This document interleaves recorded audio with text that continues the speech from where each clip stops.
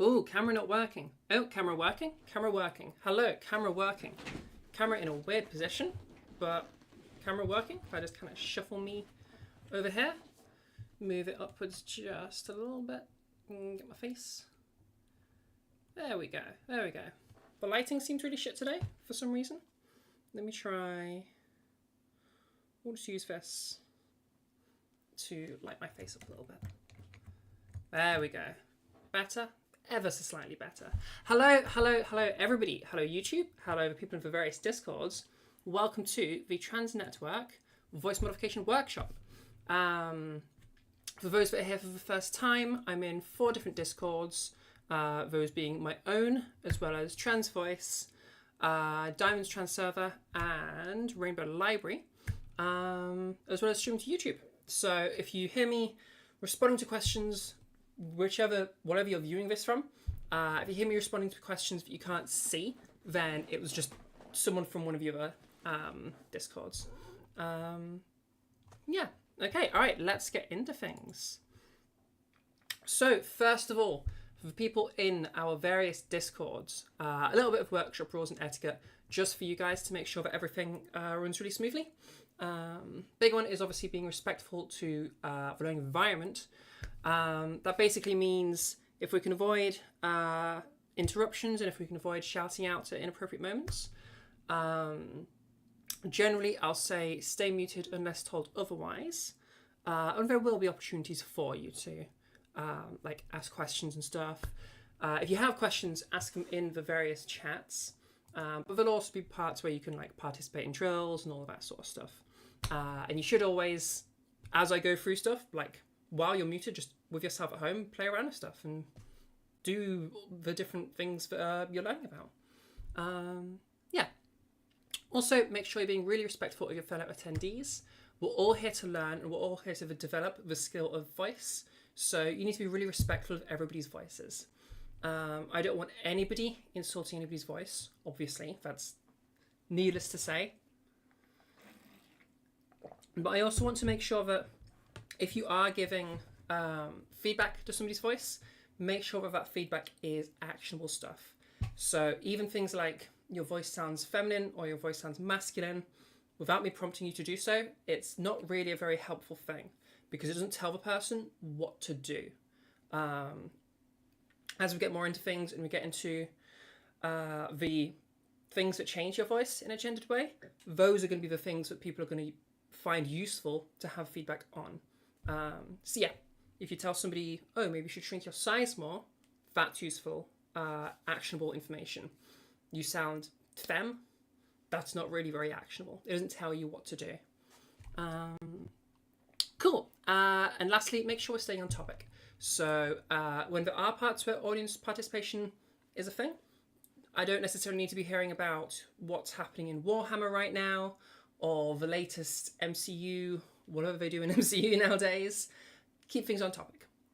We will have a drill that we're working with, and yeah, just no ranting off about some random thing. Because again, we want to make sure that everybody's time is being respected, and we want to make sure everybody's able to learn from the situation.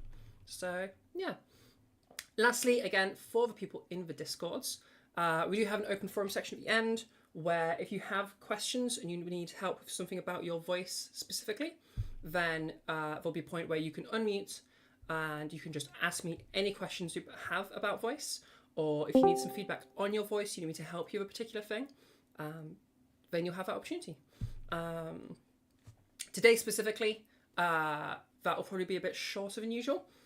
Because last night I was at a friend's house and we drank a copious amount of alcohol and I didn't go to bed until like 3:30, which is very much past my bedtime. So I am dying right now and we need to be not streaming for quite as long because I'm dying. But we'll manage. Cool, so who am I? Who's this person barking orders at you? My name's Zara. I'm the owner of Trans Network, which is a Discord server, a YouTube channel, and various other socials. Yeah, hi, I'm Zara. That's where I do teaching. That's where I do my voice lessons, all of that sort of stuff. You can get lessons with me if you'd like to. Just either DM me or join my Discord server, and that's where we'd actually organize the lessons. Yeah, that's something you can absolutely do.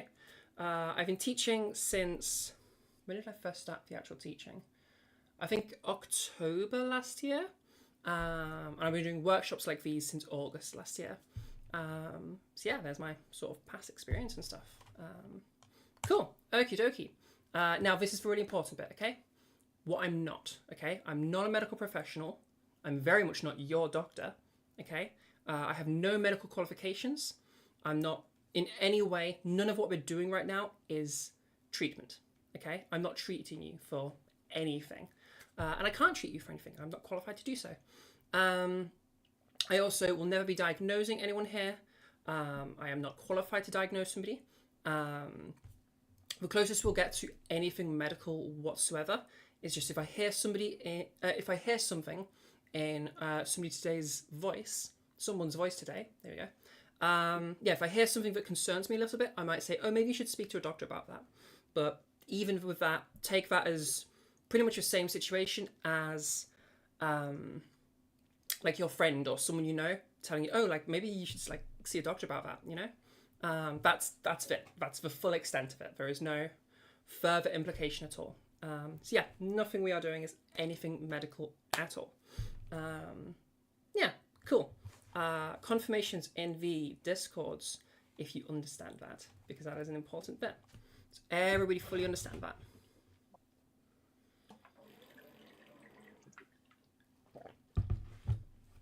Super, super important. Chats, why are all my chats empty? You should be saying, yes, Zara, I understand, or no, Zara, I do not understand. Here we go. We have typing now. We have some typing. Yeah. Good. Okie dokie. All right, let's go forward with some stuff. Okay, I'm going to first talk to you guys about the basics and fundamentals of voice itself, and then we'll move over into some stuff to do with actually changing your voice and changing the gender presentation of your voice. Notes for everybody, wherever you're viewing this or listening to this from. Lots of questions in the chats. Questions are really good. If you have a question, then somebody else probably has the same question. So you asking it helps them. It also helps me because sometimes I forget to mention things, and the questions are there as a reminder for me to, oh yeah, I need to talk about this thing. And generally just, yeah, workshops are so much better when the audience is participating, asking questions. You're going to learn so much more. Everybody's going to learn so much more. So get those questions, okay? There is no bad questions. Just ask. I will absolutely play favorites with people who ask questions. So get yourselves participating in chat. Cool. Okie dokie. Let's keep going. So a little bit about maintaining vocal health first. This is at the start because it's important. Things that we want to be doing is staying hydrated.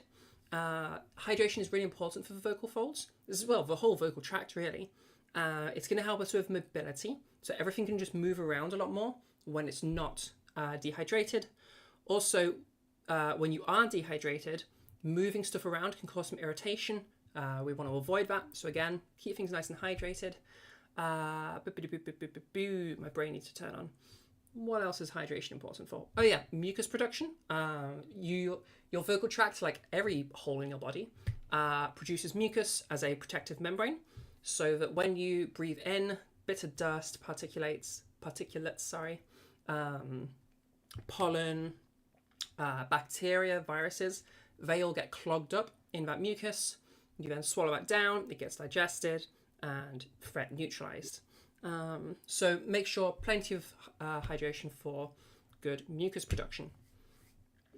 Also, we want to be staying nice and relaxed for everything we're doing here. None of this is physically difficult. If you are finding something physically difficult, you're doing something wrong. You're about to hear me present for hours using the voice you're hearing right now, and this is going to be no more difficult for me as it would be in my original voice. So yeah, none of this is an intense physical thing. It's a learning skill. We're not building muscles, we're just using them in a specific way. So yeah, it's a skill.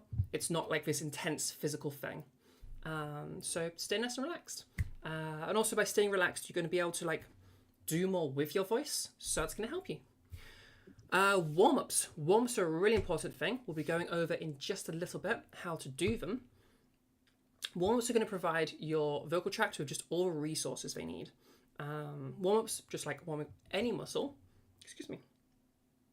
just like warming up any muscle, it's going to increase flexibility so we can do more. It's also going to increase blood flow and blood supply to the region. By increasing that blood flow, that's how your body transports resources around the body. So by increasing that blood flow, you are then bringing that hydration to the vocal folds. You're bringing anything that they happen to need at that moment. So literally just all things that your vocal tract needs, increasing blood flow gives it to them. As well as just helping to make things a bit more flexible.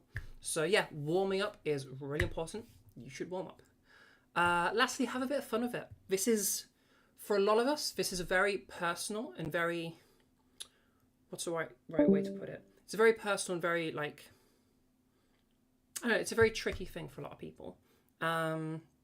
Dysphoria can be a bitch and fucking sucks. So like, yeah, we want to try and make this as relaxed and as fun of a learning environment as possible, really. So try to have some fun with it. Try to explore your voice and see just what it can do. And the more you're just having fun, having an exploration, the faster you're going to learn. Okay? So really, really try to just... And it's hard to imagine there not being stakes, but like try to not think about that and try to focus on just exploring, having fun with this cool new skill. Okay? Treat it like learning an instrument or something like that. Yeah. All right, things to be avoiding. Okay? First of all, these first bunch, not a huge deal. Just avoid them right before doing major practice. But spicy foods contain a molecule called capsaicin. Capsaicin is a mild irritant. Literally you experiencing spice is irritation on your tongue. So it's an irritant, it continues being an irritant as it goes down your, as you swallow it and it goes down your esophagus. So it can cause a lot of coughing, and that coughing will, cause a little bit of damage potentially and is very irritating for your vocal tract and could cause some swelling. So avoid spicy foods right before doing voice work. What you do through the rest of the day, I really don't care. It's just right as you're doing voice work. So like right now, don't have a Vindaloo. Just leave it afterwards, okay? Again, super not a big deal, just not right before voice work. Caffeine. Caffeine is also something we want to be avoiding right before doing our voice work. Caffeine is a diuretic, so we're losing a lot of our hydration, but we just added into our bodies. So we're not going to be able to keep hydrated as well. So avoid caffeine right before major voice work. Again, what you do for the rest of the day, super not a big deal, but Red Bull right now, probably not what you're wanting to do. Sugar. Sugar dehydrates us, but in a different way. Sugar increases the water potential in our bloodstream. Essentially, this means that it's hard for it's hard for water, for hydration, to leave our blood and hydrate our organs. Okay, so when we have all of that sugar in our bloodstream, it means that water isn't coming to our vocal tract as easily. Okay, so again, ton of sugar right now. Try to avoid that. What you do for the rest of the day, that's up to you. Okay. Dairy is a bit of a weird one. Dairy will just increase mucus production. Now, I did earlier say that mucus production is a good thing, but dairy will just make you excessively produce, regardless of whether you need to or not. So again, avoid dairy right now. What you do for the rest of the day, I really don't care about. Let's go for salt as well. Yeah, salt to some extent as well. Salt is a bit of a weird thing where it kind of messes with a lot of your body's ability to move everything around. So in general, your body isn't going to take super well to excessive amounts of salt. So just as a general health thing, try to avoid like tons of salt in your diet. Again, with regards to what we're doing, I don't really care. What is going on here? I don't really care as long as it's not right before voice work. Okay. And again, some salt is fine. I don't mind you having a little bit. Okay, smoking, vaping, obviously a bit more serious. you all know by now, the entire world knows by now, smoking is bad for you. You probably figured that out. Same with vaping. Especially if your vocal tract, smoking, vaping, you're literally breathing in super hot air.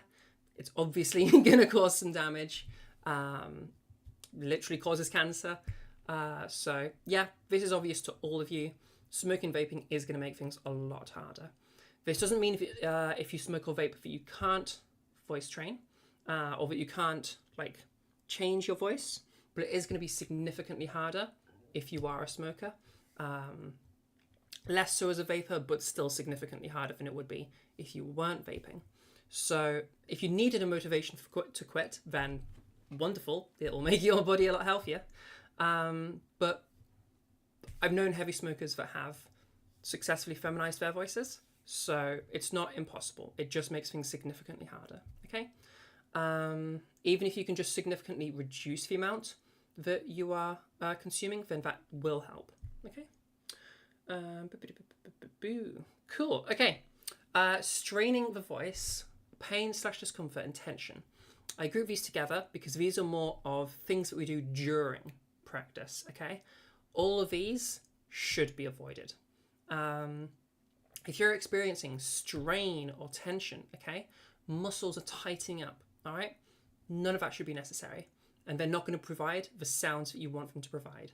Nothing in my body right now is tense. Nothing is like, you know, I'm just talking differently. There's no physical intensity to this.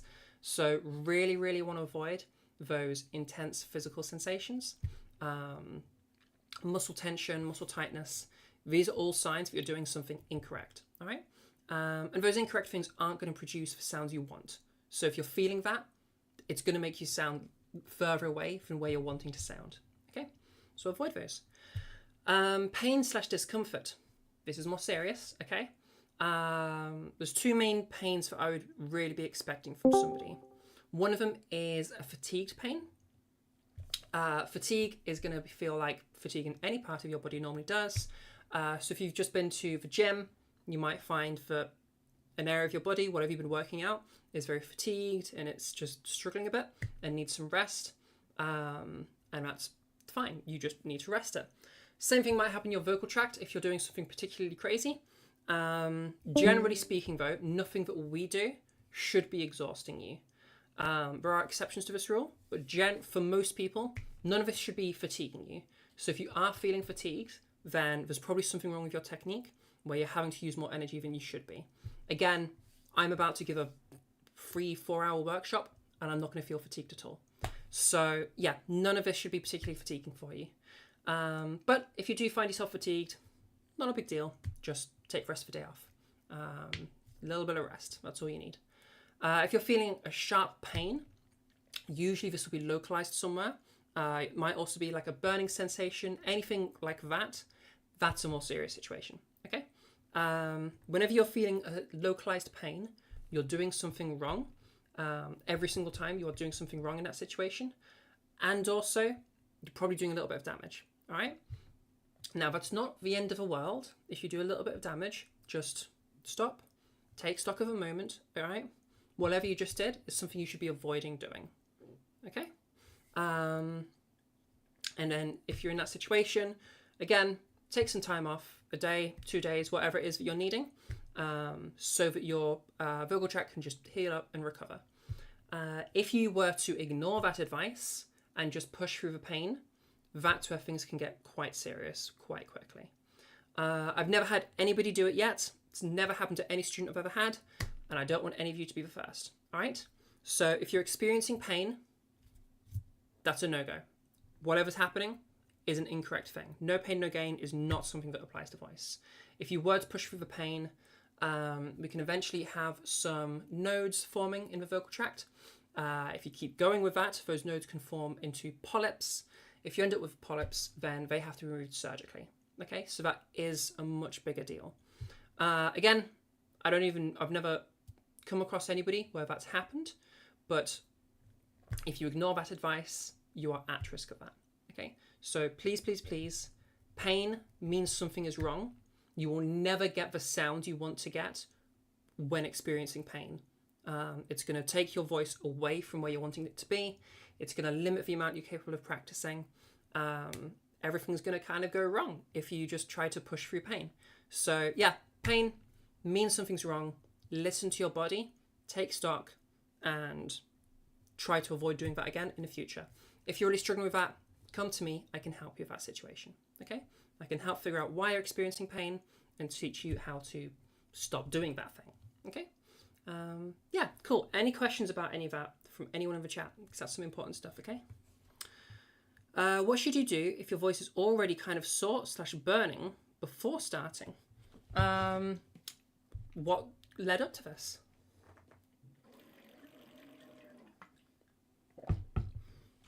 I would guess if you're feeling sore before having done any voice work, then maybe you're ill. Maybe you're ill. Maybe you are dehydrated. Maybe you have recently consumed an irritant. What else could we have? Maybe you have something in your voice that is causing that needs addressing.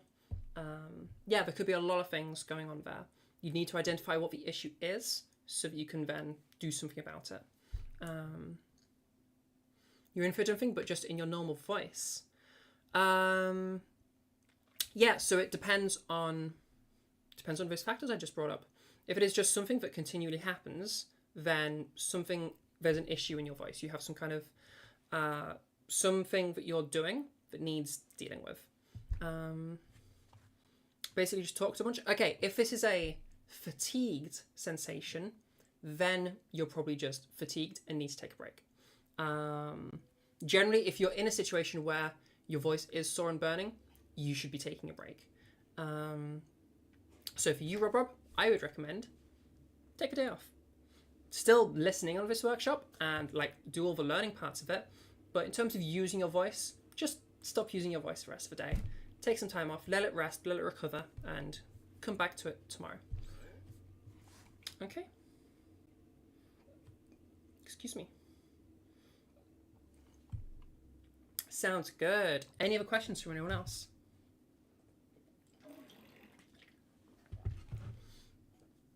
And if that problem persists, Rob, then come speak to me about it, and we'll see what we need to do about it. We'll see what's causing it.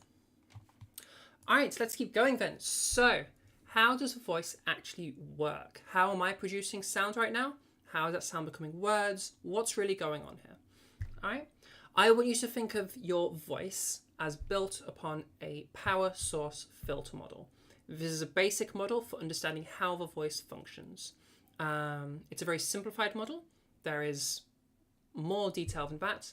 I've gone silent for you. What do you mean I've gone silent for you? Can everybody else hear me right now? Testing. Let's just check that our sound is working. You can hear? Okay, that's just for you, Nana. If you're struggling with audio, wait, I can't even tell you this. You guys tell Nana what I'm about to tell you. Pass on the message for me. If you're struggling to hear, then try listening in through the YouTube and see if that works for you. youtube.com/@trends_network. I'll let you guys tell Nana that. So power source filter model. It's a simplified model that actually really, really well explains voice. And it's going to be really, it's a great explanation for how it works in the context of gender affirming voice. So essentially, power, okay? Or you could think of this as like fuel, all right? We start off with the lungs, the air in the lungs, okay? That air travels up into the throat, okay? And reaches the larynx, all right? Some we call this the voice box. It's a big box of cartilage right about here-ish, okay? Big box of cartilage. Part of it is your Adam's apple. It's called the laryngeal protrusion. You have that air, it enters your larynx, okay? Near the bottom of your larynx are your vocal folds, all right? So that air is coming through and your vocal folds vibrate, which makes the air start vibrating, okay? Vibrating air is what sound is. So when your ear picks up or senses air vibrating, it then sends that information to your brain, and your brain turns that into sound. And that's how you perceive sound. So your vocal folds vibrate, and they start producing sound with that air. Okay? We call this the source, because this is the source of sound in your vocal tract. Let me tilt this down ever so slightly so you can see me gesticulating. So now we have a source of sound, being the vocal folds. So we continue forward. That sound resonates through the different resonators in your vocal tract. So yes, bouncing around those chambers, bounces around the larynx, it continues, bounces around pharynx, bounces around your oral cavity, bounces around the nasal cavity, and eventually exits your mouth. All right? All of this entire bouncing around, we call the filter. Because as that sound resonates and bounces around those chambers, it takes on the shape of those chambers. That's why as you're talking, you'll feel your tongue, your mouth, all of that is moving around in absolute ton, so that you can change this just sound from notes into words. So you can hear me saying all of these individual words, not because of a source. The source just produces a single tone, and then the filter, being everything else, changes that tone into words, into phonemes, all the stuff that you're actually understanding. Okay? So that's our power source filter model. That GIF there perfectly demonstrates it. So you can see the bottom, those little arrows going up, that's the air. We can then see the vocal folds opening and closing. That's them vibrating and creating sound. So we have our source. And then we see these waves bouncing around before eventually exiting as voice. That's the sound being filtered. Okay? Cool. All right, so what happens in puberty that affects all this? So the first important thing to know is that estrogen does fuck all. Estrogen has no impact on the voice whatsoever. The only hormone that impacts voice is testosterone. So firstly, the reason why AFAB voices change, excuse me, the reason why AFAB voices change during puberty is because they do still have a small amount of testosterone exposure. But it's not the same amount as AMAB puberty. So AMABs have significantly more testosterone exposure, which means all of those changes happen to both sexes, but in AMABs happen significantly more. Are there damping effects to the vocal tract, or is it a purely resonant filter? Well, any resonant filter can have damping effects. And yeah, some of the things we can do would produce a damping effect. So if you were to increase nasality, that's probably going to dampen the sound a significant amount. Knödel, it would dampen the sound to some extent. What else could we think of as a dampening? They're the two main ones that come to mind, but I'm sure we could think of others if we were to think about it for a little bit. And I missed a question from you just earlier. I'm so sorry for missing that question. You can think of one case when you might want tension in your voice, but specifically voice acting a role where someone is doing something strenuous. Pain is a messenger, and the message is do not do that. Your voice is sore. You might have been shouting a lot recently. Yeah, okay, so when I'm talking about all of this voice health and safety stuff, this is all specifically within the context of gender affirming voice. So if you're a voice actor, these rules can be different for you. That's just not the topic that we're talking about, which is why my health advice is a little bit different than what it might be for a voice actor or actress. Going back to testosterone. So, our core 3 effects, all right? We have the vocal folds thickening, okay? Remember, we have them vibrating. You can see that little GIF, which gives a rough representation of them. Literally, they just thicken up, all right? That affects the way they vibrate and impacts the vibrations being created in the air. So as they thicken up, the sound starts to get buzzier, okay? So right now I have a very soft, a much lighter kind of a sound, but if I start increasing that buzziness, we end up with this kind of a voice here.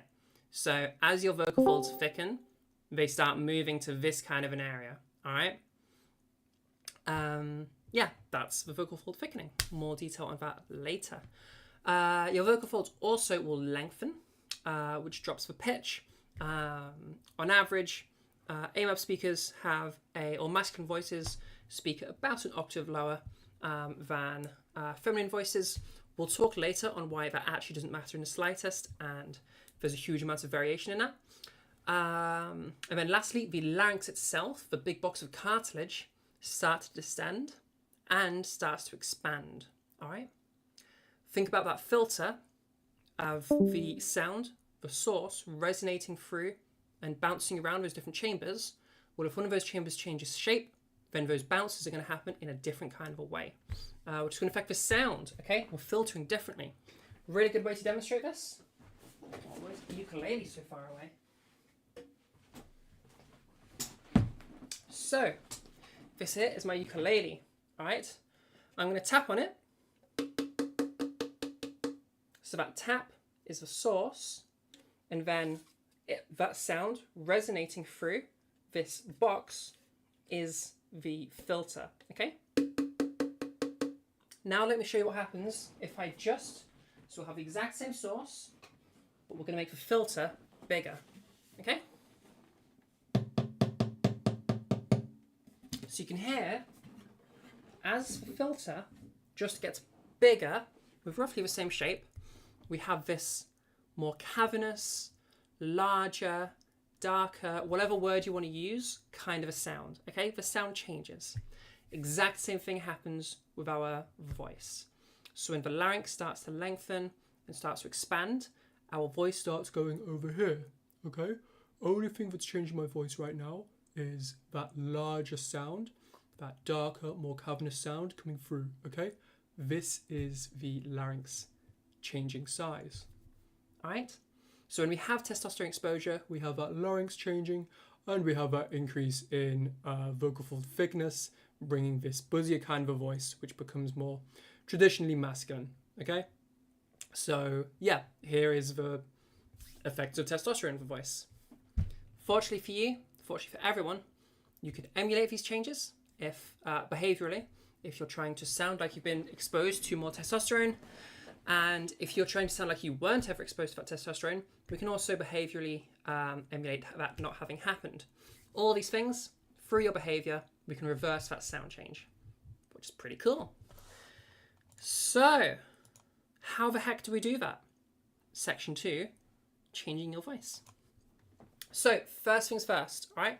Before we actually change your voice, we need a warm-up, all right? Our warm-ups are something called a SOVT, or semi-occluded vocal tract exercise. Now that sounds really big and complicated. It's actually super, super simple. First of all, semi-occluded just means partial closure, okay? So semi-occlusion, partial closure, vocal tract, so it's a partial closure of someone in vocal tract, exercising something. We move some muscles around. So the basic idea is we have our power source filter model. We have that air pushing up and interacting with your vocal folds. Now, if we think about that for a second, all of that air pushing up, that's a lot of air pressure your vocal folds are under, all right? So if they're under all of that pressure, when you then try to exercise them, that's more difficult for them. So we need a way to reduce that pressure while still having the power coming through and having that power for our voice. So what we do is we create a barrier in our vocal tract. So somewhere, generally the mouth, we're going to create some kind of barrier so that as the air is coming through our vocal tract, it hits that barrier and rebounds. So now we have air going back down our vocal tract again. As the air coming down means the air that was already coming up, the air pressure starts to cancel out. All right? So now we have less air pressure on the vocal folds. Does that make sense? You don't have to fully understand this, but hopefully that's a rough explanation of how this works. Best SOVTs are the ones that create the more air pressure, pushing back again, okay? But create that best rebound. And below and to the, what is it for you? Is that the, oh, to the right, okay. Does that show us the left or to the right? I don't know. It's a right for me, but I'm pretty sure it looks like the left on your screen, but whatever. What am I talking about? Yes, the graph right there shows you, sorry, the graph right there, that's very confusing because it's all flipped for me, shows you the different pressures, okay? So the best ones are the ones with the biggest bar, basically. Straw in water is the absolute best, and I did not bring a straw with me, so I have not prepared that. But essentially, grab yourself a vessel of water, grab yourself a vessel of water, take your straw that's totally not imaginary, okay? Pop it in the water and just into the straw, okay? That's going to be blowing bubbles and as you create the sound. The water then becomes that barrier, so the air rebounds off the water and bounces back, creating that pressure. Those are the best. I call them bubble phonations. But despite them being the best, they're really inconvenient and really annoying. One, you have to have a straw and water with you. Two, you're blowing bubbles. You're going to make a fucking mess every single time, I promise you. It's just not very convenient for most people's lives. So, let's look a little bit further down. Lip trills are my absolute favourite. They are just... Sorry, that was horrible. Yeah, lip trills, very, very good softie. Most people prefer these, and they're usually what I'll set people to do. If you struggle to do with a lip trill, if you're kind of going like...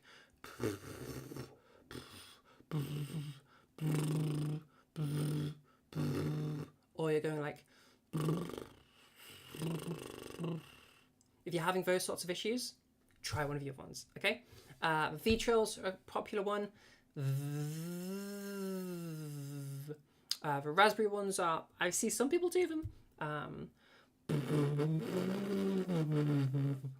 Generally, I find the lip trills are the easiest and most effective for most people. So, what do we actually do? Well, once we start having... I've just wiped my lipstick on my arm without even thinking about the fact that it was there. That's fun. Okay. Lip trills, how do we do them? All right. Well, softies in terms of what do we start doing with that sound.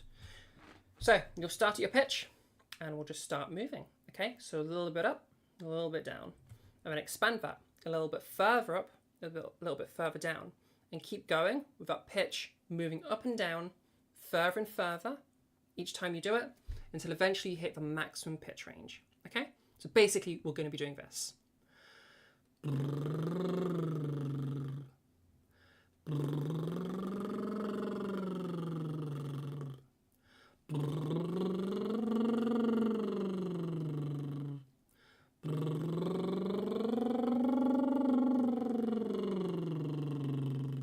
You get the idea? So we're moving our pitch, moving a bit more, and we keep going until we hit that max pitch range. All right? So, first of all, do you guys have any questions about that and how you do it? Because if not, anyone that is down to unmute, we're going to give it a little go. We'll just do for one of them.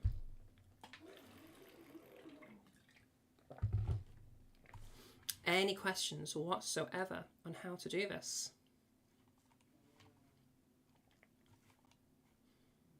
No questions at all? Well, I hope you're all ready to get going with this then. Okay, all right. Well, if you are down to participate, get your mics unmuted and let's get ready to do one, okay? I'll give you a sec to get your mics unmuted. And what we're going to do is I'll do one first and then you guys copy. We do have a small audience, so I will just check. Do we have people that are down to participate before I go for it? And then it turns out nobody's ready to unmute on the YouTubes. So can I confirm, do we have volunteers to participate with us? It's okay if we don't worry about it. It's a small workshop today. Nobody down to join in? That's okay. Okay, no problem at all. In that case, I'm going to go through a full set of them and then you guys can copy and join in muted at home. Okay? So you get an idea of how this works, what this feels like to do, and you can ask questions if you get things wrong, okay? Or if you're struggling with something. If you're not being able to produce the sounds I'm producing, then yeah, ask questions and we'll figure out what's going wrong for you. All right, so a full set is going to sound something like this.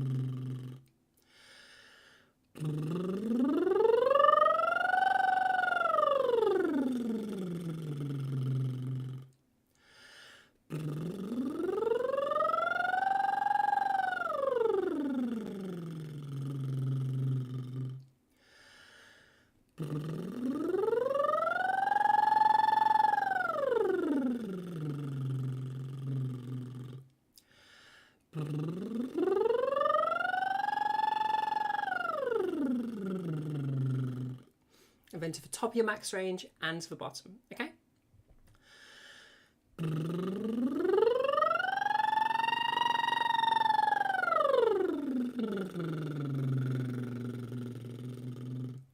Okay, and then we're just on a full set, all right? Now, sometimes I'll do a little bit extra to stretch it out, where I'll go up to the top and we'll do a little siren. So that sounds like this. That's just wiggling the pitch around, up and down. So yeah, that sounds a bit like this.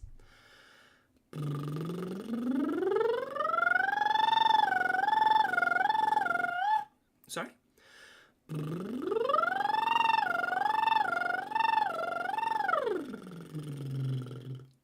And the same thing going down.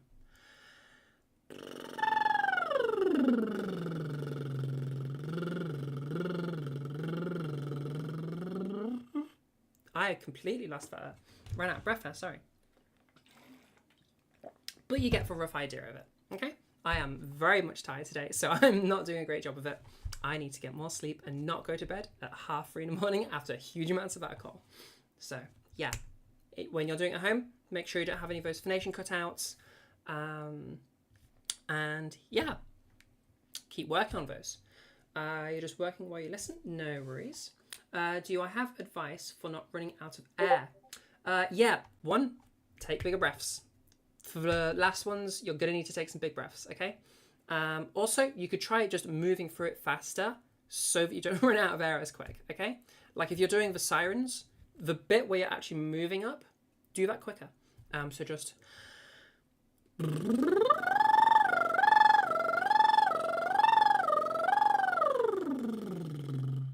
moving.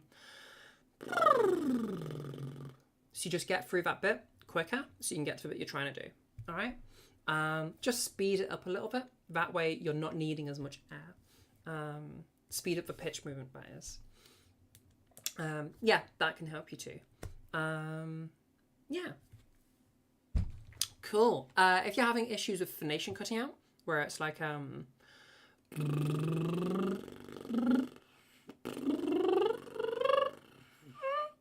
things like that. Or also if you're having... I did it a little bit there, with a lip stop trilling, like... and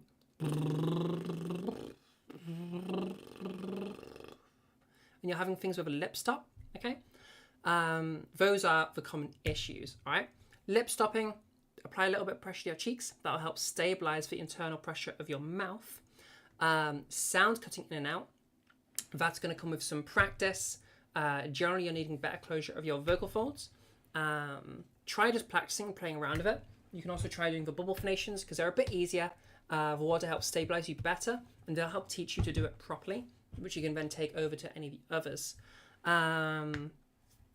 If you're really struggling with specifically the sound cutting in and out, try doing some glottal strikes, okay? So think of a British pronunciation of the word butter, okay? Where we have those, normally would have those T's for butter, for T's become a stop, okay, for a British accent. We call that a glottal stop. Butter, okay? So where you have that for but, okay? So just cut off that B, and we're kind of starting from a glottal stop and then ending on a glottal stop, okay? So we have that hard closure.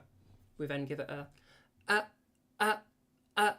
where we then try to continue that into our voice, having that full closure again. All right? Have a little practice with those, bring those into your softies, and they'll help you get that closure. Does that make sense to everybody? Anybody have any questions about softies and how they work?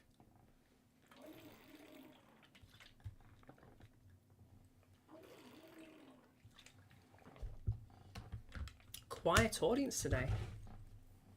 Yeah, any questions? Because if there's no questions, I assume you can do these perfectly now. What happens if you go past your maximum range? Then that was your maximum range? What do you mean? If you go higher than the highest you can go, then it wasn't the highest you could go. What do you mean by going past your maximum range? I feel like you're meaning something else. So your maximum range is just how high and how low you can go in pitch. If you go higher than that, then that's your maximum range is higher. So when you were trying it, there were points at the high range where your voice just cut out. Yeah, so that's exactly what I've just been talking about there. You need to bring some extra closure into your voice. Excuse me. So keep practicing it. You could try doing the bubble phonations to try and help you figure out how to use those higher pitches more efficiently, and try playing with those glottal strikes to help you bring that extra closure in. Okay. When we do a glottal strike, basically a glottal stop is you're doing your vibration thing and then you just go bang, shut, and it immediately stops the sound. That's what a glottal stop is. So when I'm going glottal or butter, that's my vocal folds just slamming shut. So when that happens, you get full closure, all right? So if we're going for some glottal strikes, we're getting that full closure, and we're increasing the amount of closure when we're doing our vibrations, okay? Now I have full closure in my voice as I'm continuing through, okay? So have a little play with that, and that should help you with your closure. Because that cutting out of phonation is a closure issue. You're not like vibrating properly, you're having somewhere your vocal folds just stay open, or they don't close enough to create the vibration. Yeah, and that's what is happening if your sound cuts out. Any other questions? Oh, and I should tell you about what are we doing with these. So first of all, if you're brand new to voice work, okay, if this is your first ever time doing any of this, start here. All right. Your very first homework will be 1 or 2 weeks of just doing softies. You want to do these several times a day. If you can do a minimum of 3 times a day, I'll take that. And 1 to 5 minutes of practice. All right. If you are specifically a vocal underdoer, so that's somebody who speaks so little that their vocal folds have atrophied. You'll know you're someone like this if just holding a conversation for like 20 minutes fatigues your voice. You're probably someone who speaks very little, maybe less than an hour a day. And yeah, people that speak that little, your vocal folds have muscles in them. And like any muscle, if you don't use them, they'll start to weaken and they'll start to atrophy and you lose that muscle mass. So if you have lost a muscle mass, if you've lost a significant amount of muscle mass to a point where like your stamina bar has gotten smaller, then doing these softies will help you build back up that muscle and bring that stamina bar back up to the average. All right. So softies is the one thing where you are actually building muscle. If you're someone who specifically has got less muscle, it'll bring you back up to the average. All right. So yeah, if you are a vocal underdoer, then again, be doing these softies. You might want to do them a little bit more often to help you build up that muscle. Excuse me. And you may find that it takes longer than a couple of weeks to bring you back to the norm. It'll depend on how much of an issue this is for you, how much of a vocal underdoer you are, so how much your vocal muscles have atrophied. Okay. Yeah, we're just building back up that stamina bar. Okie dokie. All right. And yeah, brand new people, just start with this. 1 to 5 minutes for the first couple of weeks.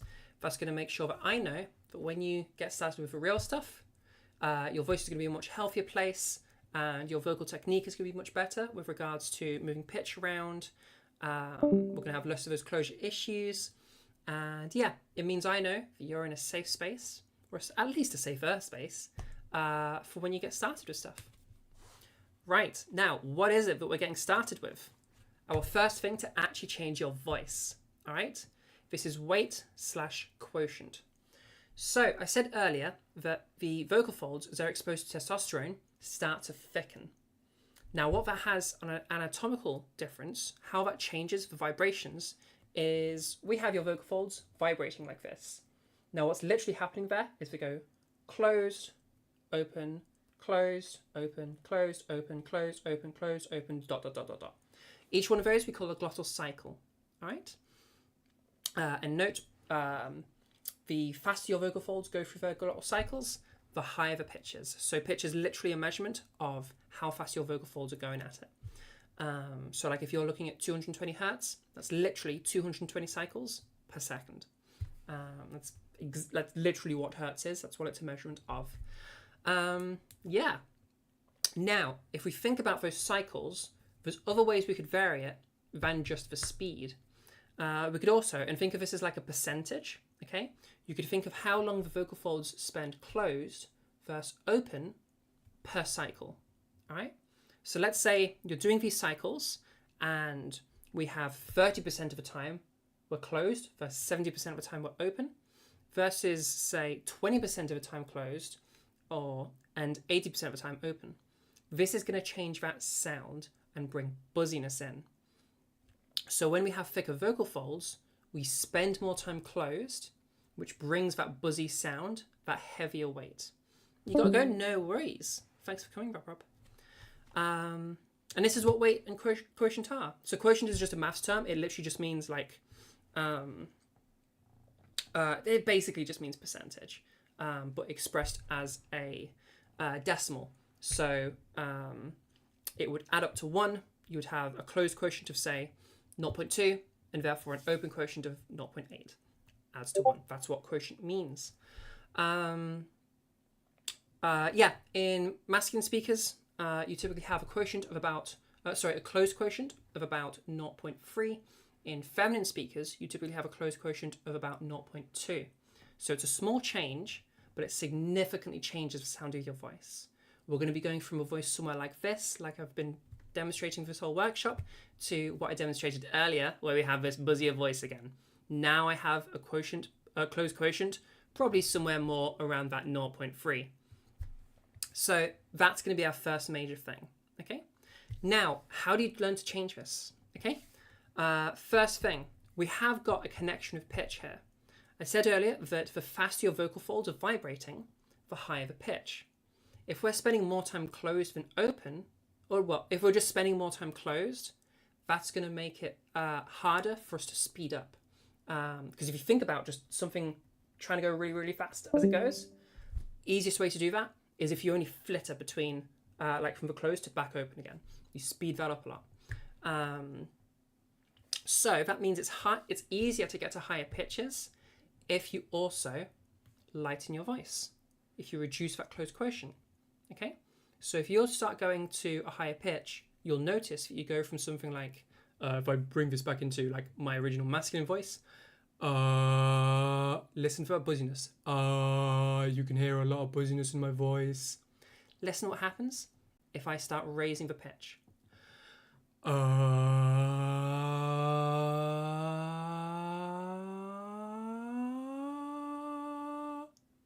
All of that buzziness went away. All right, so we're going to use this, okay? We'll move our pitch up to attain that lighter sound, and then we're going to identify that lighter sound, hold on to it, and try to bring it back down to a normal speaking pitch so that we can integrate it into our voice without having this crazy pitch thing. We've just ended up from start to finish. Our final thing that's happened is we've just lost some of that vocal weight, okay? So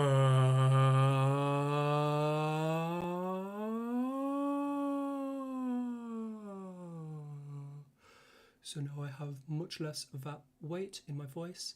I have this much gentler voice. I don't have any of that buzzing anymore. That's the change what we're looking for. All right? Does that make sense to everybody? At least if you're feminizing, that's a change you're looking for. If you're masculizing, we're doing the complete opposite thing. Okay? I'm going to reduce how much this light is blinding me right now.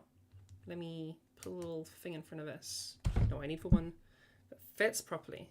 That would make far more sense, Zara. There we go. Now I'm being less blinded by that light. Yeah, so we're doing the complete opposite. Now, I said earlier that as we go to higher pitches, it's easier to go to higher pitches and it's more intuitive if we start lightening the weight. And you're probably going to lighten the weight as you go up. When you're going down in pitch, you have to go heavier. If you don't, your voice will just cut out because you require an extra bit of weight in order to go to those lower pitches. So again, let's take advantage of that. We'll drag our voice down in pitch. Okay, listen to what happens to my voice.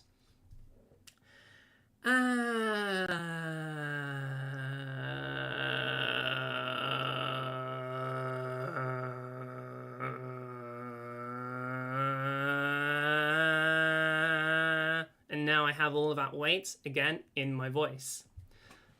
That's the masculizing version. Okay, now you'll have noticed there was more than just weight going on when I dragged my pitch down. As you keep dragging your pitch down, you will eventually enter something called the grave extension. The grave extension features a bunch of heavy weight, this kind of sludgy sound, and a whole bunch of vocal fry. Again, listen to it again.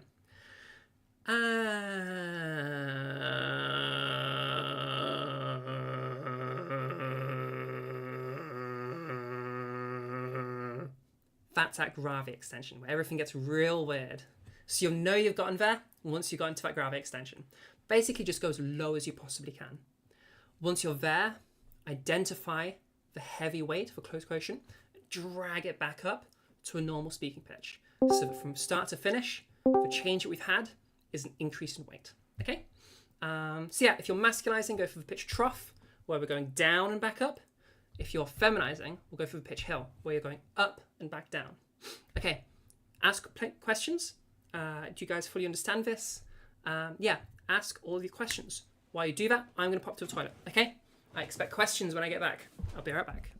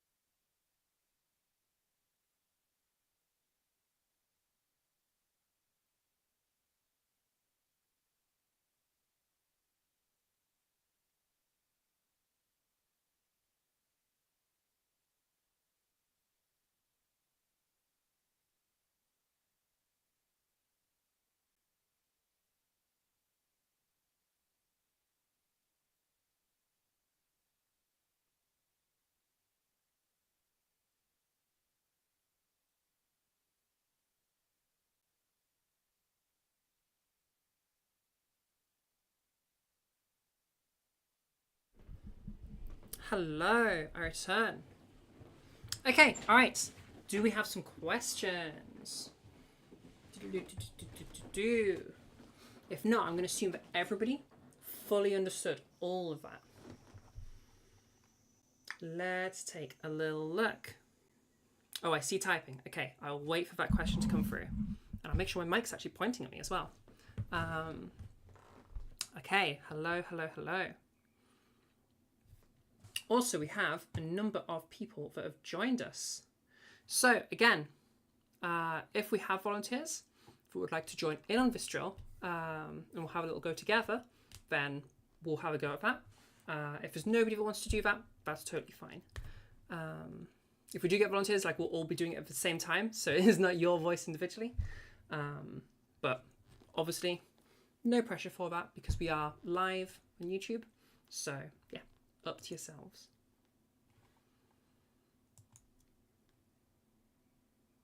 Oh, excuse me. I see typing. Oh, there we go. For feminizing, if you're understanding right, you're trying to find the place where you can do your natural pitch without the buzziness of your natural voice. Exactly, yeah. So we're using the pitch to shed that weight, and then we're changing the pitch back again. So ultimately, there's been no significant pitch change. I don't mind if there's some pitch change. I don't want any major pitch change, okay? Yeah, so end point is all we've actually changed is the weight. So as we go through the drill, it'd be something like this. And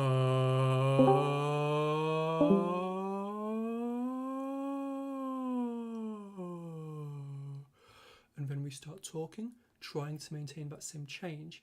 And you can hear in my voice, I've come back to the same pitch at the end, but I've shedded all of that buzziness. Okay? So now I have this voice, it's much gentler. It doesn't have any of that buzzy sound.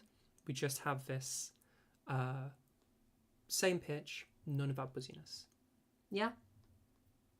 That's the big change that we're looking for. So try your best to isolate any of the variables so it's just this one thing changing. Again, if there's a small pitch movement, that's fine. I don't mind that. Cool. Okie dokie.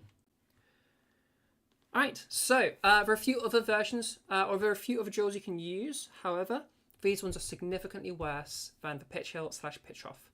But it's worth mentioning them in case you want to have a go with them. So if you really just can't make it work for pitch hill / pitch off, usually that means you're doing something wrong and you need to be asking me questions. And as always, you can find me at my server. If you need help with something, then that's absolutely fine, or you can get lessons with me, whatever it is you're needing. But yeah, if you're really struggling with those, you can try one of these other ones. All right, so we have the ASMR voice versus the sports announcer voice. If you think about specifically softly spoken ASMR, the biggest change you hear in their voice is a change in weight. We get to that lighter weight, or that more open quotient. So if you imagine an ASMR voice, they're usually going to be talking something like this, where they have a very, very gentle voice. Now, often this will also be a little bit quieter, so you're going to have to compensate for that by increasing your volume again and making sure it's a conversational volume, just trying to keep that lightness that comes from that ASMR voice. We're doing a little bit of roleplay here. And then we can contrast that with a sports announcer voice. Oh my God, sports, yeah, things to do with sports, nice shot. Wait, what do they say in sports? Strike. Things to do with sports. Think of the Wii Sportsman. Strike. Or if I'm bringing things back over here, we have that gentle ASMR voice, and then we have strike. We have all of these sounds that have this buzziness coming in. What? I don't know anything about sports, so it's very difficult for me to demonstrate that one because I don't know what does sports announcers say. But yeah, think of lines from Wii Sports, okay? Birdie, strike, batter out, nice shot. All of those sorts of sounds are going to have a buzziness coming through, whereas that ASMR voice is going to have that much gentler, much softer kind of a sound. So having those to compare each other and get used to that lack of buzziness. We also have the baby drill. So imagine if you're holding a little baby. Move my camera down a little bit. We have a little baby, okay? Or it could be a little kitten, or whatever is a cute thing, a little puppy. Wow, I really need to move my camera lower for this. I'll move back a bit as well. There we go. So we have this little baby, okay? We're just gonna go, cute baby. Oh, cute baby. Oh. Versus, okay, now that baby has just thrown up on you. Gross baby. Or, gross baby. Gross. Or the puppy just bit you. Puppy. Stop. Or, oh, puppy, no, that hurts. Okay, that's going to be that buzziness change. Now again, easy to make a volume conflation with that drill. So watch out that your volume, even if your volume goes up, set it back again afterwards, okay? And try to continue into some talking where you've made that change, but you bring the volume back to a conversational volume, all right? There can be other things that can pop in, so you need to make sure that you are isolating that buzziness. That's why I do prefer the pitch versions, because those ones isolate the buzziness much better. But play around with it. It's something you can have a go at. Now, our last one here is the yawn voice. I'm not a huge fan of this voice because it locks you into one specific voice. This one doesn't have a masculizing version. Sorry. This will only work for the feminizers, okay? If you then give a big yawn, then you'll find that, and try to take that into your talking and have that sort of yawny voice, you'll find that you have immediately a much gentler, a much lighter kind of a sound. Now also, you're going to have a much larger sound coming with it, stuff we'll talk about in the next bit. I can only really have this one voice. I can't move it around. There's obviously a whole bunch of baggage that's come with it. But just for isolating that lack of buzziness, you can have a go at that yawn voice. Generally, if we're doing yawn voice, I would say use it as an introduction to what we're doing and take it into one of the other drills, just so you get an idea of what lightweight is like, and then you take it into one of the other drills where they'll have it in a much more isolated manner. All right? Any questions about any of those exercises?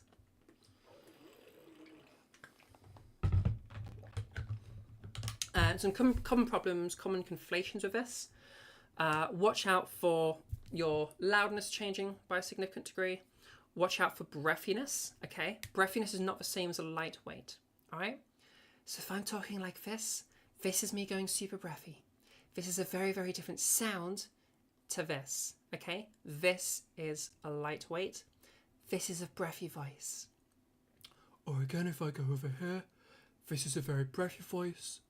This is you correctly doing a lightweight, okay? So I want this kind of a sound. I don't want this kind of a sound, okay? That's the difference there. There's also hyperadduction. This is probably going to be more the masculizers doing this, conflating it with a heavyweight. If we're having this where you're struggling to get air through, this is going to be a different... So we're basically going so heavy now that we can't actually... We're having to like mess with our breath, and our breath is barely getting out. So if you're finding yourself having to like breathe out and breathe back in again, that's probably a hyperadduction issue. In its most extreme, it'll start sounding like this, where we have this kind of a voice happening, and it sounds like really, really tight and strained. If you imagine like lifting a heavy weight, like we have this kind of a voice right now. This is me having a super adducted, a super tight voice. Okay, that's basically me straining my true vocal folds. All right, avoid that happening. Okay, I had to like click and move around and stretch a bit there because we want to avoid that. Okay, that's like you've gone way too crazy. You've got a close quotient much higher than is ever going to be wanted. So avoid hyperadduction. It's not what we're going for here. There's also hyperabduction. So the word adduction is something coming together, okay? So it's your true vocal folds having too much closure. Abduction is the opposite. We're having too much opening.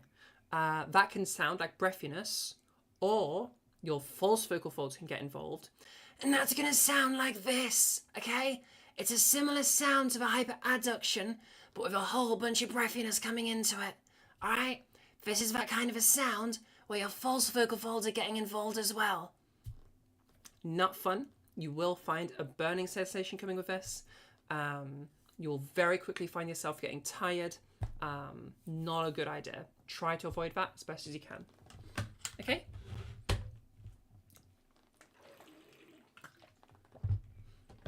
Now, in terms of doing this stuff, feminizers, start here.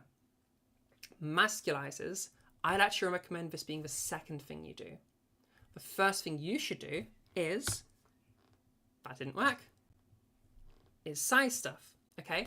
So masculizers start on what I'm about to tell you about here. Feminizers start on weight, okay? And then you both swap. So size / resonance / larynx height / there's a whole bunch of different phrases we can have for this, because they're all just looking at the sound from a different perspective.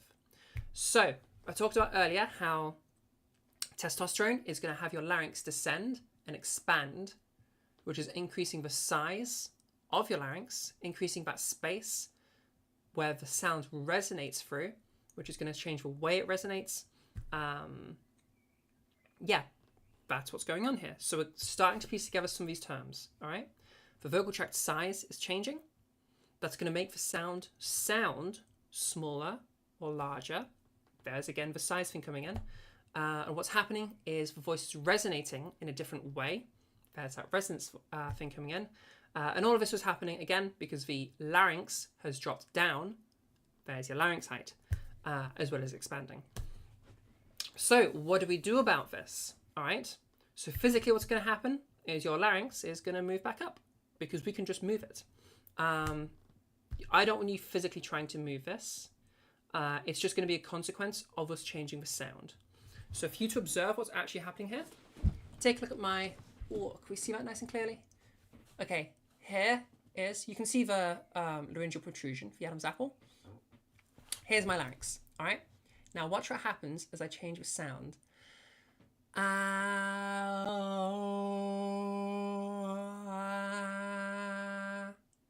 could see it was moving down and back up again, all right? We can even do the guitar thing that we did before with the tapping.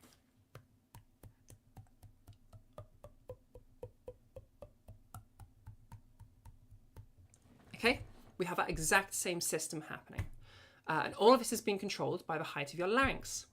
Again, don't try to control the height of your larynx, control the sound, and that will result in your larynx moving. Specifically, how do we do this? All right, here's an exercise for you. So I want you to try, all of you try this at home while you're muted, try panting like a big dog. Okay, give it a go right now. Try it. You probably did something like this. Cool. All right, now try panting like a little dog. Give it a go. Okay, you probably did something like this. So we have that big dog and that little dog. This is a change in our larynx height, a change in our size. Specifically when you pant, you're basically whispering. Have a go of it. 1, 2, 3, 4, it's the same thing. Pants are whispers. And when you're whispering, instead of your vocal folds vibrating, they just stay open. So now they stay open, we don't have that source of sound. We just have our power and then the filter. And that filter is what's making that sound change. All right? So now we don't have source to worry about. We don't really have pitch to worry about.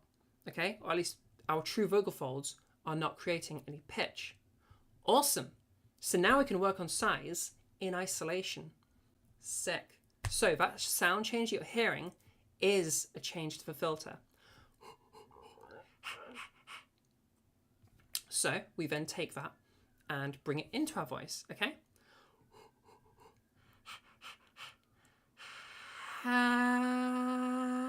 Versus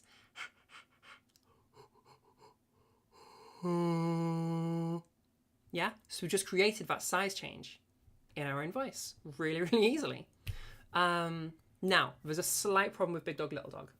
Listen really carefully to what I do here. This is probably what most of you did. Or specifically what's happening, okay? Listen to what it's, if you were to try to like make that into a word, what would it, how do you spell it?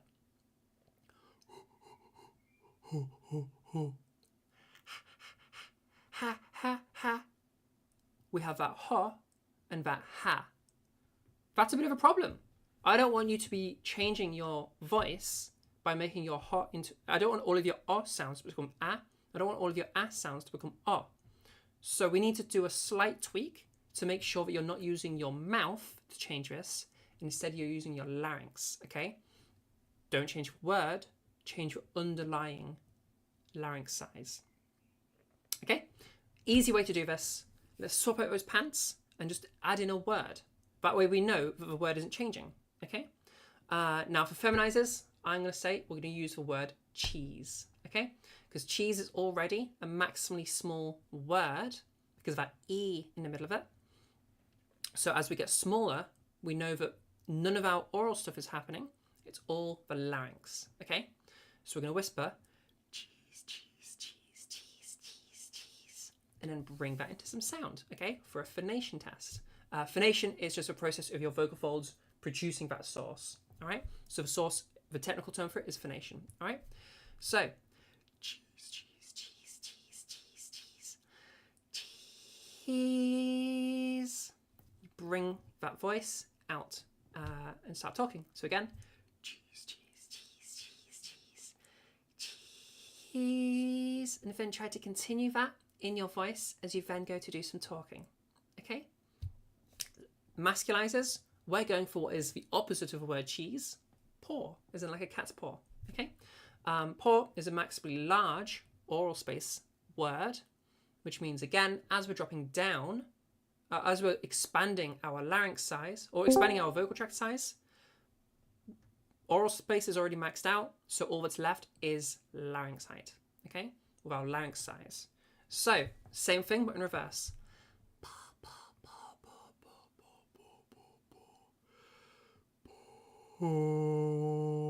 And then try to continue that in your voice as you do some talking.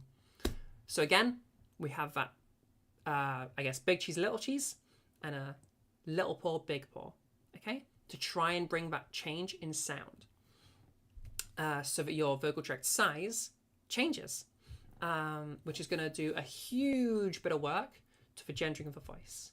You're either emulating having been exposed to testosterone or having not been exposed to testosterone.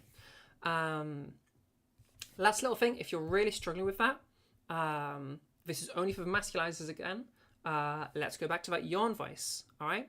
Now we know it lightens and gives you a much lighter weight. But what else does it do? And then I'll do some talking in that voice. Oh, I have a really, really large voice, okay? That larynx height has descended quite significantly. So that yawn voice brings us straight into that larger sound. Again, it does it in a really static way, where we're also incorporating a much lighter sound, which is going to make it harder to bring the two together. So I would say if you're going to use a yawn voice, just use it as an introduction to what we're doing, and then bring it over back to our big cheese, little cheese, or our little paw, big paw. Okay? Any questions about any of that? Does that all make sense to you? You keep thinking of the sports answer in PlayStation 1 game Blazing Dragons. Yeah, for the last one, the dragonly sport of thumb wrestling. That's going to be that buzzy voice. So yeah, absolutely give that a go if you are trying to increase your weight. Or even if you're trying to just compare a heavier weight compared to a lower weight. Yeah, definitely play around with that. Okay, now some common things that people will do with this, all right? Make sure you're not muddling up size with pitch, all right? Super, super common problem. Watch out for that one, okay? Listen to my voice.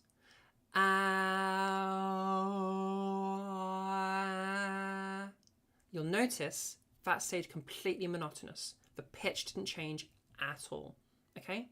Listen for pitch changing with the size not changing, okay?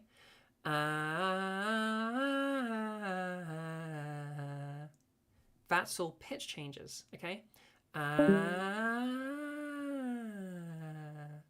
That's all pitch, all right? That's not pitch, that's size. So make sure you don't muddle those two up, okay?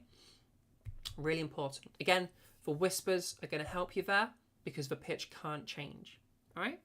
So make sure you're not conflating pitch. And also make sure that you aren't getting a ton of tension Lots of people get tension this one. If you're feeling a muscle tighten, something's going wrong. In terms of the adjustment to your larynx height, you barely actually feel that. That's one of the reasons why I don't want you trying to control your larynx height. Just control the sound, and the larynx height happens as a consequence. Because if you try to control it by sensation, well, there's not actually a huge movement. Like, look at me doing it. What does that move? Maybe an inch? You're barely going to feel that. We just went like that. You know, that's a tiny change. So you're not going to get much physical sensation here. So don't rely on it. Rely on the sound instead. If you are feeling big physical sensations, it's probably something going wrong, okay? A muscle tightening, or you feeling yourself using a muscle to a significant degree, it's probably not meant to be there. You've probably conflated, and you're thinking that this muscle that's tensing is like responsible for the larynx raising up. It's not. It's nothing to do with it. When I was first learning this, I had this situation where back of my neck was tensing up, okay? The back of your neck has nothing to do with anything to do with voice. It's responsible for you doing stuff like this, all right? All of these movements are that muscle. So I had a conflation there. If you have a conflation of a muscle, try to occupy it with something while doing your drill, okay? And while using your voice, it'll be something like this. So if it's your neck, try just moving your neck around while doing your drill. Or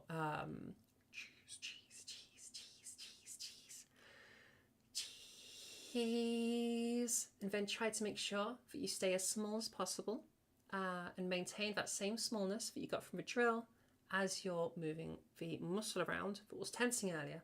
Because then it can't be tensing up, okay? You get the idea. All right? It could be anything. If it's your tongue tensing up, start doing it like this. It's going to be very silly, but hey, we can be a bit silly, all right? Whatever it is that is tensing, occupy it with something else. This can be a pretty tricky one. If you're really struggling, lessons can be a really good idea here. Again, people can reach out to me within my Discord server. There's a little clip feedback section, and you can get some help with it. But yeah, watch out that you're not getting tension. The other thing that people often do here is, again, hyper-abduction, where they try to keep that whisper sound in their voice. You're not trying to keep the whisper going across. You're trying to keep the size change that the whisper brought, okay? We then take it out of a whisper and we don't use whisper anymore. We just talk. So I don't want you going, or cheese, and then you're kind of talking like this. I don't want any of that happening. I want cheese. And now we're no longer using the whisper. We're just using this smallness that the whisper brought, okay? So don't conflate, or don't try to bring the whisper in. Bring what the whisper was itself bringing, okay? We're just using the whisper as a tool to change our size.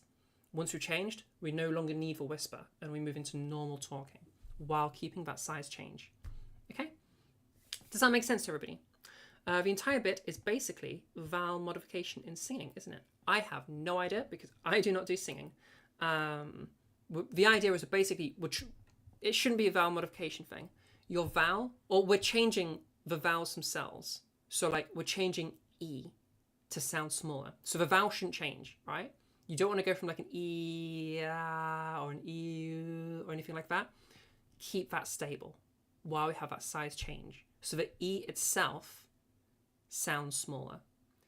Cheese, cheese, cheese, cheese.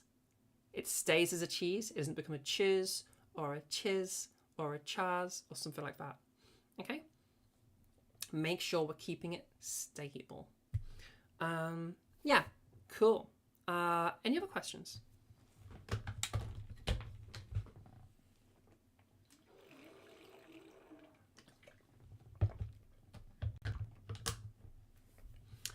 Reason for feminizers starting here, by the way, is because as we descend our larynx, we make a little bit more space, all right? Obviously, that's the whole thing. Your size is getting larger. We're making more space. As we make more space, that's going to allow our vocal folds a bit more freedom when we change our weight, because I'll have more space to do stuff. So hence the ordering. There's other reasons too. But yeah, that's one of them. We'll wait for that next question I see being typed. While I wait for that question that's being typed currently, plugs. Hey, this workshop is being brought to you by me right now. If you want more things like this, there are a variety of ways you can do so. First of all, there is the YouTube, where this is currently being live streamed. youtube.com/@trans_network. All my workshops go up there. My public lessons go there. Whenever I do a public lesson, I also stream for a bit, so you can ask me questions about things. You can just hang out. We usually have different topics we go through. So yeah, check it out. Subscribe, like, comment, all of those things that YouTubers tell you to do. It really helps the channel. It really helps me, and it helps you because you get to know about more learning opportunities. So definitely check out the YouTube. We also have the Discord, which is the main hub for everything I do. If you're looking for lessons, Discord is where you're going to be going. Hey, owner of the chat, the YouTube chat. Yeah, Discord is where I do all my lessons. All of these workshops, again, are also in the Discord, and so you get to participate more directly.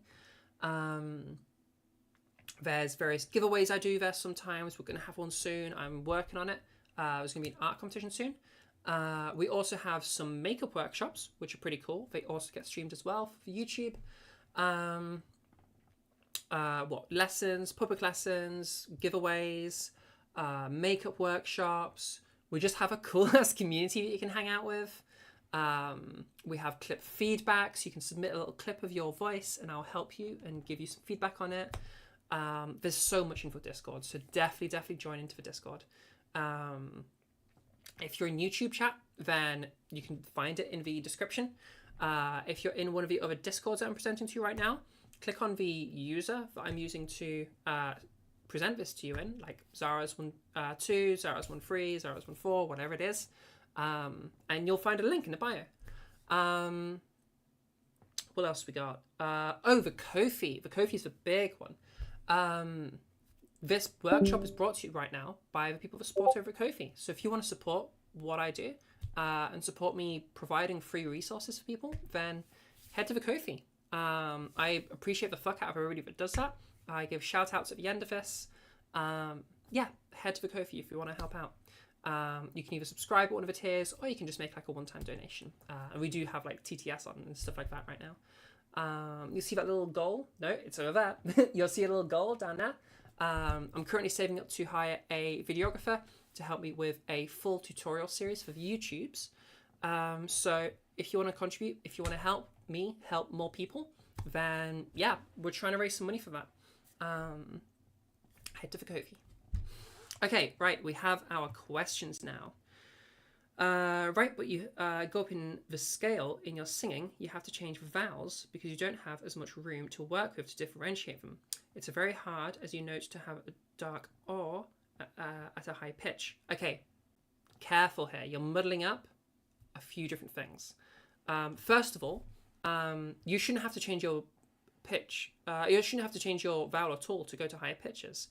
Vowel changes occur based on changes in the oral size. Holy shit. Ona Morrigan donated £5. Yo, Ona, thank you so much. £5 donation from Ona. Was there you didn't even do a message there. Well, thank you so much, Ona. I appreciate the fuck out of that. Thank you. Yeah, that's sick. Thank you so much. Okay, back to vowels. Think about what a pitch change is, first of all, okay? A pitch change is your vocal folds vibrating faster, okay? Vowel changes happen by your oral size changing and your oral chamber changing shape. Usually it's tongue stuff, a little bit of lip stuff going on, that sort of stuff. That's how vowels are changed. So these are independent systems. Neither should affect the other, all right? And furthermore, what we're doing right now, we're not trying to do anything with oral space, okay? Or with our pitch. Neither of these things are what we're trying to manipulate. Instead, we're changing the laryngeal volume.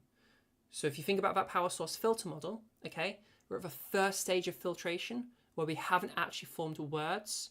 We're just having the ah. That's the stage we're at. It's only when we go further into that oral cavity that then we go for ah, we have different sounds changing and different words being formed. Okay? So pitch is irrelevant here. None of what we're doing is pitch related. Vowel modification also shouldn't be happening. Very specifically, we're trying to avoid that happening. All right? Cheese has to say as a cheese and not become a chuz or a chaz or a chiz.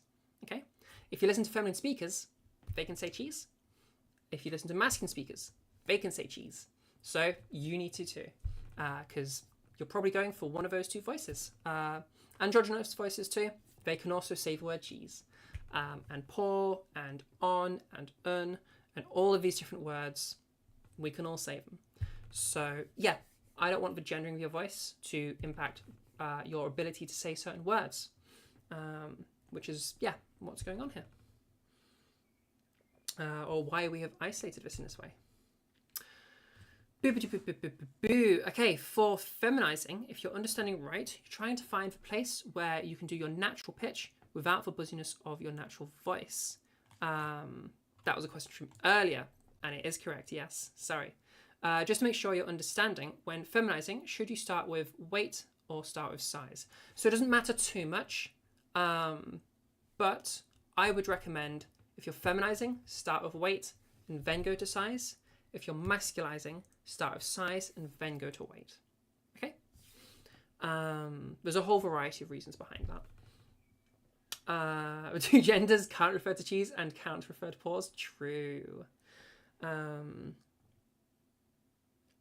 Bridgewater, I promise you, okay, this is a larynx change, okay, and therefore it doesn't affect the vowel in any way, because your larynx isn't how you change your vowels.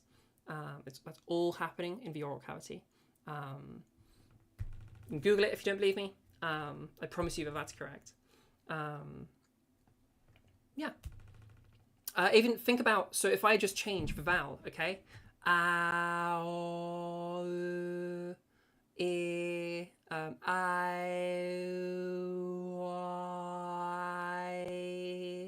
okay, none of that's changing the same thing, okay? Listen to what we're trying to change.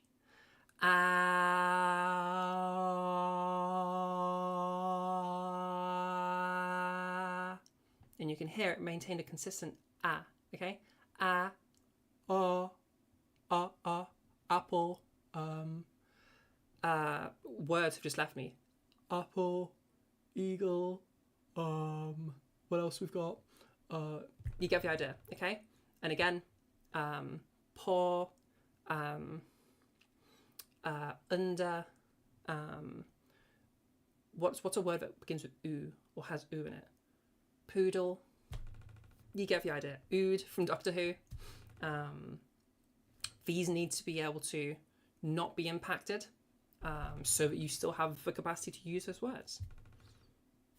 Cool. Hopefully that super duper clarifies that. Okay. All right. Let's keep going. So fullness. Fullness is the concept of if your voice sounds cartoonish, the likely reasoning for that is your size and your weight being out of balance with one another, okay? Voices sound more quote-unquote normal if you have the same amount of size adjustment as weight adjustment, okay?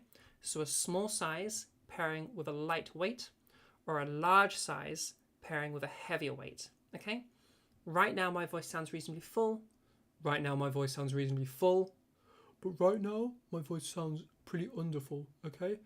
You probably don't hear many people talking like this, with this lower, with this lighter weight and this larger sound. People just don't tend to talk like this. You'll sometimes get cartoon characters talking like this, like, I'm smarter than the average bear. I kind of sound like Yogi Bear right now. Or if I go like for this overfull voice, so we have a really heavy voice while also having a smaller vocal tract size, again, you don't tend to hear many people talking like this. You might hear like a sort of a cartoon gnome might sound like this, or like a nerd voice might sound like this. Again, we can think about cartoon characters that would sound like this, but you probably don't hear many people in real life sounding like this. So if you find yourself sounding cartoonish, either you need to make a size adjustment or you need to make a weight adjustment to bring the two in line with one another. Okay? It's a pretty simple concept. Does it make sense to everybody? Any questions on that?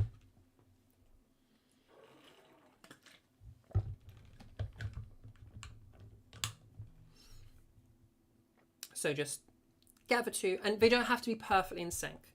I want you to be using this as, don't be like, oh, now I need to check if my size is correct.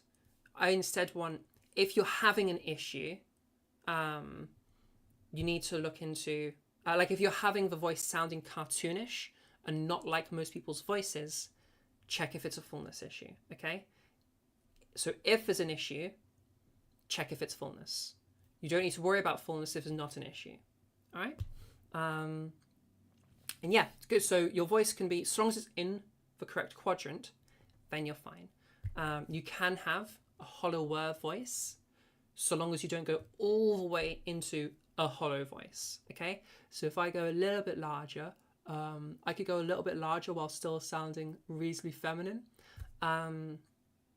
I could go a little bit heavier while still sounding a little bit feminine. Oh, sorry, still sounding feminine.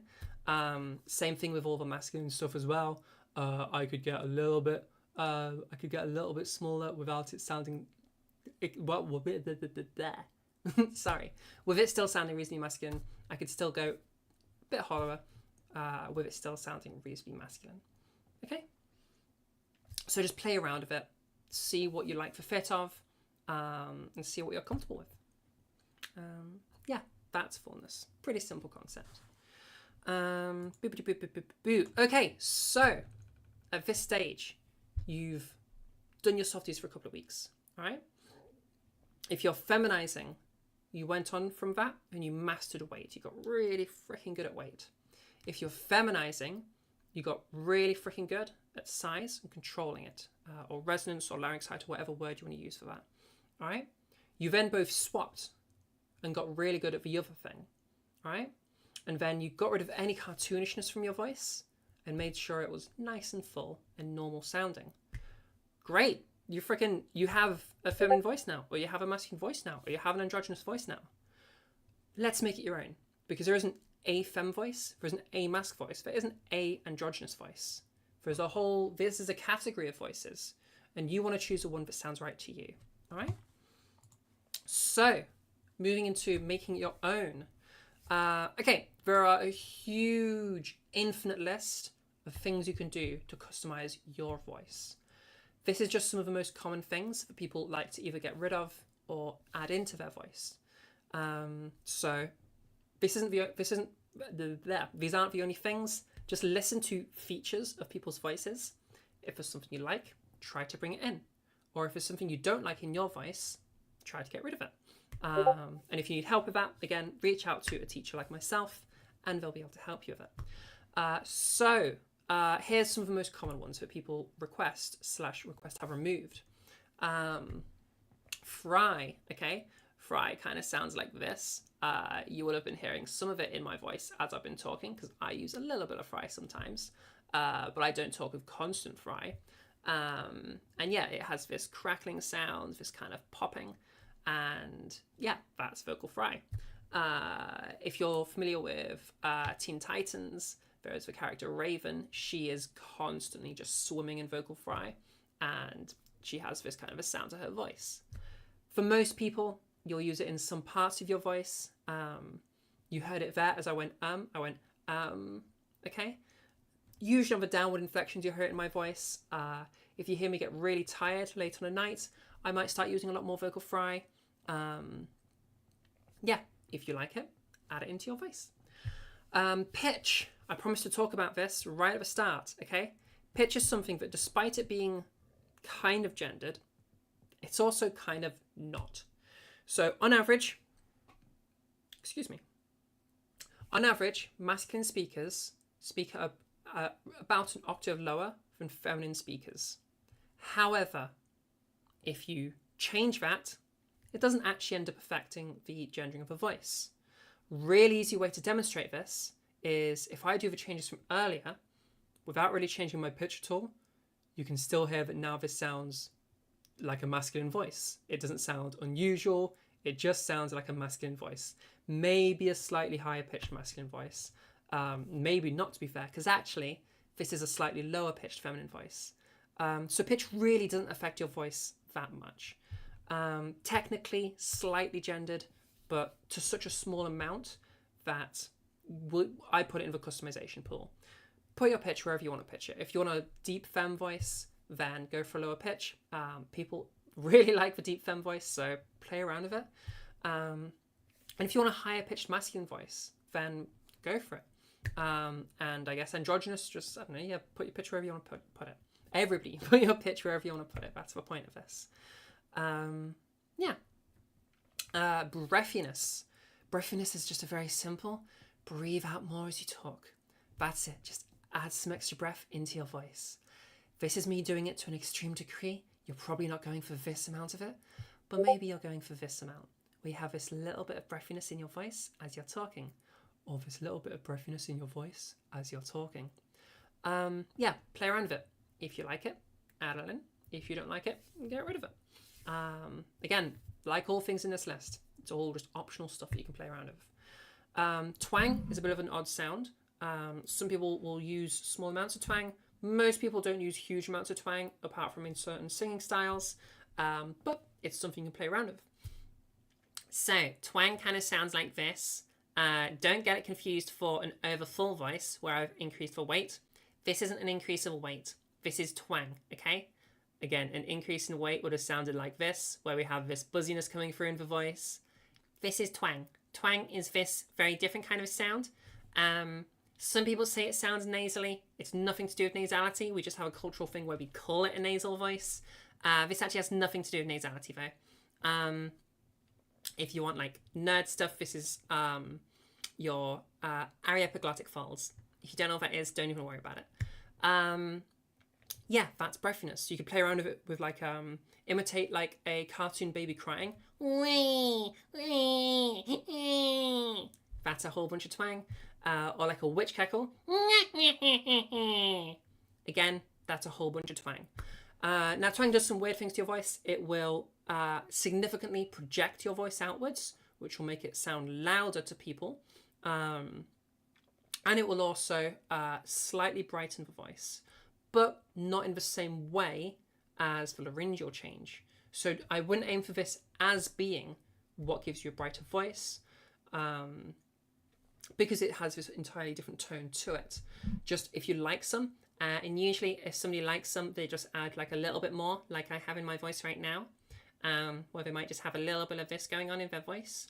The actress, or the voice actress / she does do some acting / comedian, Kristen Stewart.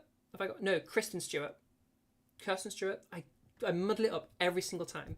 The actress who plays Darcy in the MCU, she voice acts Mabel in, what's that show called? Gravity Falls. And she has a whole huge... Two Broke Girls. I'm told that she's in that. She's done a lot of things. She's very famous. She has a lot of twang in her voice. So, yeah, have a play with that if you'd like to have a play with that. Accent. A lot of people have issues with that accent changing, or want that accent to change. So if you want to change your accent, by all means do so. Or if you found that you're struggling to retain your accent, then start bringing your accent back. Now, none of the ways I've taught you to change your voice should impact the accent of your voice. However, there are some other teachers who teach things a little bit differently, and some of those teachings will impact the accent of your voice. So really be careful of that, all right? Things like pitch movement can be an accent thing.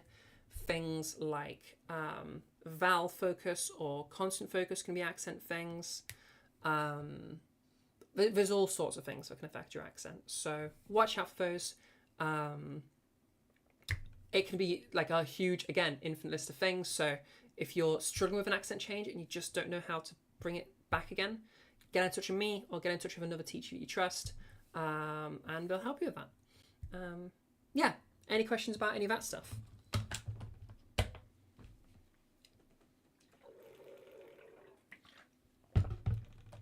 I mean, again, it's basically just pick and mix, you know? Start building up your voice, and if you want to change the tone of something, change the tone of something. Whatever little modification you want to bring in, if it's not a gendered thing, bring it in or get rid of it. Do whatever you want. It's your voice. Make it your own. For a lot of people, they'll just want to retain the exact same voice they had. It'll sound like them, just a feminized version. And that's basically what I've done with my voice. So you can hear in my voice, as I'm talking my feminized version versus my masculized version, you can still hear there's that ring of Zara running through the voice, okay? All I've really done for a significant change is those core gendered things. I've lowered my larynx, so I've expanded that size. I've got that darker voice, and I've increased the weight, okay? I've got a more closed quotient in my voice. Vice versa, all of those things in the other direction, okay? That's all that I went for. But you might want to have different things. You might enjoy fry, you might enjoy breathiness, you might enjoy pitch change, whatever. Just have a play with stuff, have a little explore, and make your voice your own. Listening to like demo voices as well, like celebrities' voices, YouTubers' voices, these can all help you build up your goals of how you want your voice to sound in its final form. Okay? All right, well, I'm not seeing any questions, so thank you for coming to the workshop. That is the total workshop. That is our whole lecture portion of the workshop. So we will have some audience volunteers if anybody is just wanting some help with their specific voice. But first, before we do that, some special thank yous. So huge thank you to our Ko-fi supporters. At tier 1, we have Misty, Mihuggy, Himori, and Graverod Maria. At tier 2, we have the amazing Lan Misa and Ona. Ona Morrigan, I see that you're here right now. If anybody is seeing Ona Morrigan in the YouTube chat, say a huge thank you. Ona, are you in the... No, she's just in the YouTube chat. Huge thank you to Ona, as well as Lan Misa. And our tier 3 supporter, absolute hero, Beth. Thank you so much, Beth. If any of you all see Beth around, make sure to give her a huge thank you, because this Ko-fi money is how I'm able to bring you these workshops. These workshops are completely free, as you know from being in them. I make no money off of them. YouTube isn't even monetized. I make zero money off of these. The funding from this comes from the Ko-fi support. For our Ko-fi supporters as well, I've been able to hire a makeup artist that's now part of our community, and they help people with their makeup and help teach makeup. They also give a monthly workshop, which again has been funded by the Ko-fi support. So yeah, huge thank you to the Ko-fi supporters. And if you also want to support and also want to help, huge thank you for doing so. ko-fi.com/transnetwork. Huge, that is correct. Huge thank you, like just immense thank you. Lastly, an extra special thank you to Crammed Voice Lessons over at Singuistics. Back when I was first being trained, I already had done a lot of work myself on developing knowledge, but my official training came from Charles over in Singuistics, Crammed Voice Lessons. He taught me entirely for free. There was no charge at all. He just wanted more teachers out there, so he trained me. So huge thank you from to Charles from Singuistics. He's a great teacher. Singuistics has a whole bunch of useful resources. I'd really advise people to check out Trans Voice Lounge, because it's a really good practice opportunity. So yeah, check out their Discord. Really good server. Highly recommend it. Cool. All right, so let's head ourselves over to let's head over to the open forum section. And that transition is definitely not working very well, because My PC does not like having this many Discord servers open. But if you are looking for some help with your voice, then now's the time to ask for it. So if there's any questions in the chat about anything we've gone over today, let me know. Ask those questions. Or just any questions about voice at all. Any questions that you have, start asking them in the chats. And if any of you want some help with your voice, and you want to unmute and we'll have a little talk about your voice specifically, and you want some guidance, then, ooh, that is my alarm. Lol. Ignore that alarm. That's just remind me to give my dog her medication. Yeah, if you want some help with your voice specifically, then the rule is just first person to unmute, get some help with their voice.